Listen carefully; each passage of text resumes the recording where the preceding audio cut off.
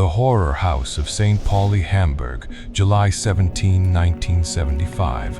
A hot summer day in the Ottensen district.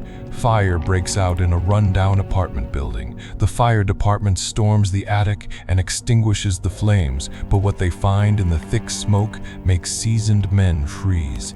It's not the smell of burning that takes their breath away.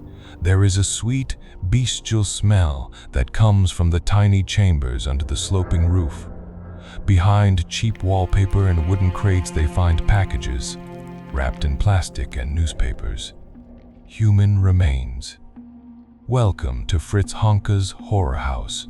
Fritz Honka, a small, inconspicuous night watchman. 1. 65 meters tall, speech impediment, a face marked by the hard life on the Reeperbahn. His territory wasn't the glittering St. Pauli, but the rundown bar, Zum Goldenen Mitten. Here, he looked for his victims.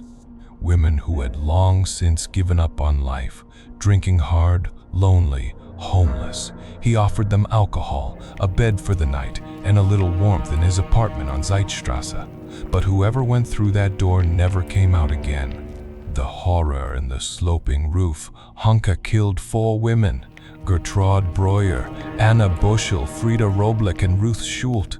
Why? Because they lay there like boards or mocked him. He strangled her while drunk. But Honka had a problem. He couldn't move the bodies. Once he tried, he tripped in the stairwell and the body tumbled down the steps. He dragged her back in a panic. His solution, a foxtail saw. He dismembered the bodies and hid the parts in the inaccessible cavities of his sloping roof. To mask the smell of decay, he bought hundreds of scented trees, those small yellow fir trees that you see in cars. His neighbors complained about the smell, but Honka only said, "It's from the foreign cooking smells in the house." The end. In court, Honka looked like a heap of misery, not the monster from the headlines. He was sentenced to life imprisonment in a psychiatric hospital. In 1998, he died, lonely and forgotten, under an alias in a nursing home. The house on Zeißstraße no longer stands today. It was demolished. But anyone who walks through the streets of Ottensen at night imagines that they can still feel the sweet smell of hundreds of fragrant trees in the air. What do you think? Was Honka a product of his environment or just pure evil? Write it in the comments. And if you want to hear more true crimes from the shadows of Germany, don't forget to subscribe.